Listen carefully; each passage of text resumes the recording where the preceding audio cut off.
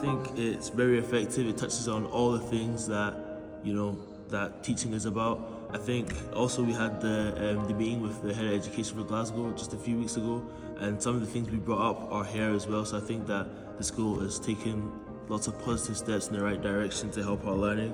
Parental engagement, I think that's very important. Things like nurturing pupils, having that here now, so that the school is taking positive steps to, care more about the students, be more engaged with them and know them on a personal level. I think that's really good. Commitments to every learner is it's effective as it'll allow young people and teachers to work well with each other, and so that they understand each other, and also to get pupils' parents involved so that they know what their children are doing in school and how their learning is improving. Also, it allows the young people to be involved in how they're assessed and how to help their learning if people learn, because people learn in different ways. So allowing them to choose how they learn, maybe with technology. It allows students to be more open with how they learn and how they develop in all aspects of learning. I think the 10 commitments to every learner is very beneficial, not just to the teachers but also to the students, as we're all individuals with different learning needs. I think it's so important to be able to lift our standards, especially because of the role of a teacher is changing so much over these years. So to be able to create a safe environment for pupils to learn better and to feel safer is really good. I think it's a good thing because in some of my classes I'm just using paper and pens, and my friends in the same subject with a different teacher are using their iPads and digital tasks, different practical tasks, and it would be good if all the teachers were following the same structure and doing the same sort of tasks. I think this is good because it allows all teachers to be treating kids the exact same way, which means learning's equal for everyone, so everyone's getting the same active learning and all being taught the same stuff in the same ways. We're talking about learners' needs because that's very important, because everybody has different learning needs. Some people in our school might have learning difficulties, so being able to identify that and help them to find a way to learn effectively is very important. And even on the other side of the spectrum, pushing people who maybe are doing much better than their age group, pushing them to pushing their boundaries, seeing how well they can actually do, I think is really good as well. Understanding different learning strategies as well, because using the same strategy to teach everyone is not going to work. You might have those 1 or 2 in the class who excel at the way you're teaching, but the rest of the class are finding it hard.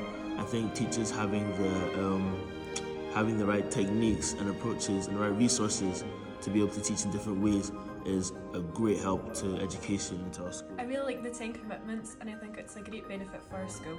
I like the commitment where it says we focus on how students learn. That way we will remember the information more in the exam preparation, and that will help us achieve a higher grade. It's really important to us as pupils that teachers are really kind and nurture us into adulthood, and it's really important that they form good teacher-student relationships because it helps encourage us pupils with our learning, and it's really beneficial to us. I believe that a really effective teacher is someone that knows the content fully, has a wide knowledge and is doing constant evaluation, so I feel confident asking for help. So I definitely believe that these commitments set a good foundation.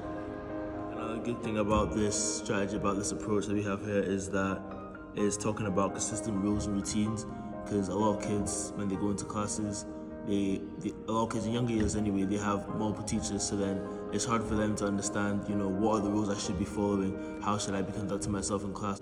So I think that can sometimes be a bit confusing for them. So knowing now that we're going to be a lot more consistent with our routines, teachers will have a plan for how to deal with maybe some troublesome students in class, one that the students will be able to see and be like, okay, I know that if I do this is what will happen. If I misbehave a second time, I might get reported. And then I think it will help people to understand the rules of our school a lot better, and it will help the school become a more safe and respectful environment to everybody to learn in. I like the parental aspect of the commitments because it will allow parents to answer any queries or questions they have about their child. We're really thankful to teachers here for their commitment towards their professions and towards the pupils in our school. Our 6 years here been really, really good. So it makes us really happy to see that teachers are still constantly wanting to improve to provide the best for pupils. That teachers having the right level of knowledge as well for when trying to teach students. Having a higher ceiling of knowledge is very good for teachers because it allows them to answer tough questions that students will have, and answering those tough questions could spark someone's interest in biology, in physics, in maths, and English. So that can end up pushing them to take a degree in it. You just having that knowledge to answer that question could be what sets a kid down the pathway that they've always dreamed of. I think that overall this plan that the schools want to implement is very effective, very great, and I think that it will help teachers and students learn better and teach better.